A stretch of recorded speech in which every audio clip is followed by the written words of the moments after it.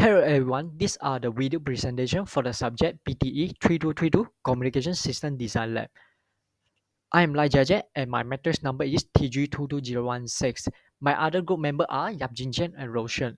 Today we're going to present our group project about the AM modulator. So what is AM modulator? AM modulator is a device that combines carry and modulating signal to create modulator signal.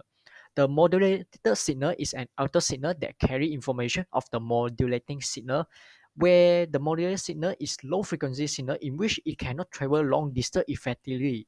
Therefore, we combine it with the carrier signal that have a high frequency to use it to transmit the information effectively.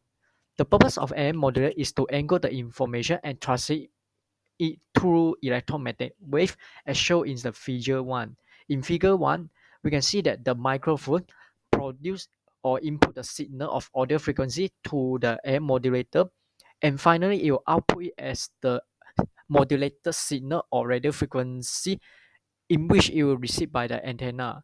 This device is applied in many fields such as AM radio broadcasting, aerospace communication, and television transmission and more. In this project, we are going to develop an AM modulator. The AM modulator must be able to encode the modulating signal onto the carrier signal and finally output it as a modulated signal. When experiment with the AM modulator, the modulated signal and the carrier signal are generated by function generator while the oscilloscope is used to display the output or modulated signal of the AM modulator. The objective of this group project is to understand the basic principle, component, and circuit design of the amplitude modulation or AM communication system. The AM modulator system that our group decided to develop is common base modulation circuit. The main component for this system is NPN transistor. As you can see from figure 2, the NPN transistor that we use is BC547C, where it can function as a signal amplifier to amplify the strength of the modulating signal, and also it can act as a mixture for combining the carry and modulating signal. The system also includes an LC circuit, which we can see from figure 3, that is connected to the collector or output pin of the transistor.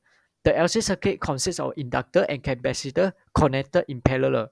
It can act as an oscillator by sustaining the input carry signal to the center frequency around the modulated signal to produce a stable oscillating signal. It can also function as a band-based filter by removing all the unwanted frequency to reduce harmonic distortion or noise in the modulated signal. And now for the design, I'll pass it to my group member to explain about it. Hi, I'm Yap. I will present about the circuit design of our project and also the result of our project. In our circuit design, we select AC signal with the frequency of 150 kHz and with the amplitude of 15 Vp as our carrier signal. As for the modulating signal, we select the AC signal with the frequency of 5 kHz and with the amplitude of 5 Vp. When selecting the AC signals for carrier and modulating signals, we make sure the amplitude of the carrier always be greater than the amplitude of the modulating signal to avoid any distortions. Then we need a modulator to mix the modulating signal with the carrier. We select the BJT transistor BC547C as our modulator. The BJT transistor can create nonlinear variation between the input and output, therefore it is suitable to be used as a modulator. To use the BC547C BJT transistor as modulator, we bias it correctly so that it operates in the active region. Then we supply the modulating signal so that the base emitter voltage vary over time and causing the variation in the current flowing from collector to emitter. The amplitude of the output signal at the collector will correspond to the modulating signal's amplitude. This results in the amplitude of the carrier signal, which is already present at the collector, will vary in accordance with the modulating signal.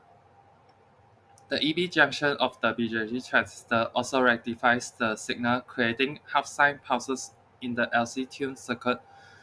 These pulses causes the tuned circuit to oscillate and fill in the missing half of the wave, producing a complete AM waveform.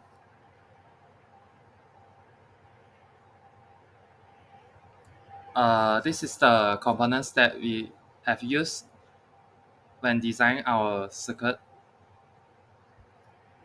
and this is the circuit design of our AM modulator. And for the results, this is our input signals. The blue one is the modulating signal, and the red one is the carrier signal.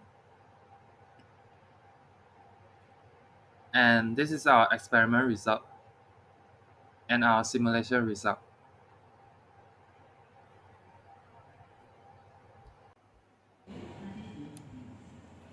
So this is the circuit for our AM modulator.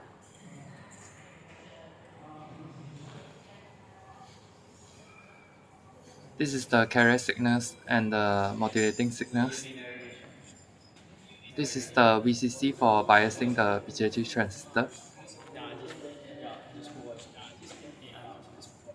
This is the simulation circuit and the simulation results.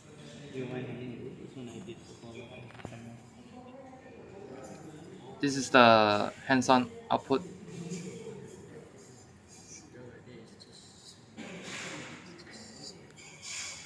Alright, I'm Roshan. Now let's move on to the discussion.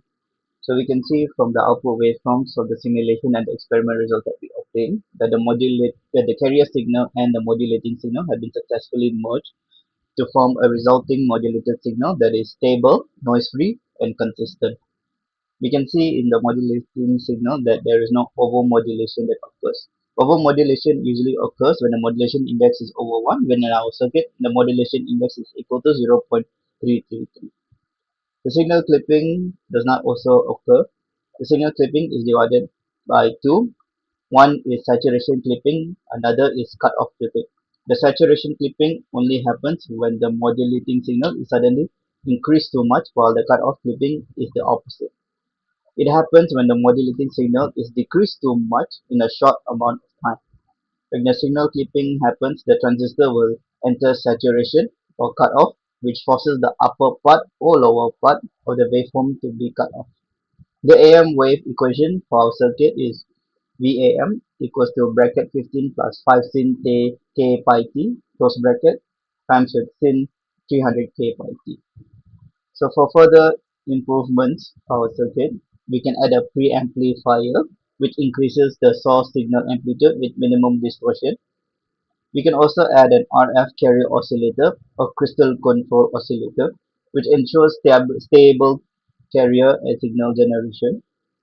And finally, we can improve the performance of the buffer amplifier. The buffer amplifier isolates oscillator from high power amplifiers to maintain signal integrity. In conclusion, our circuit design of AR modulators has successfully merged the carrier signal and the modulating signal to create a modulated signal. The modulated signal of our AR modulators created has a sinusoidal enveloped waveform that contains the information of the original modulating waveform. The design of the AR modulator can be improved by adding preamplifier, RF carrier oscillator, and buffer amplifier to improve the amplitude, stability, and accuracy of the input and output signals. That is all from us. Thank you for watching.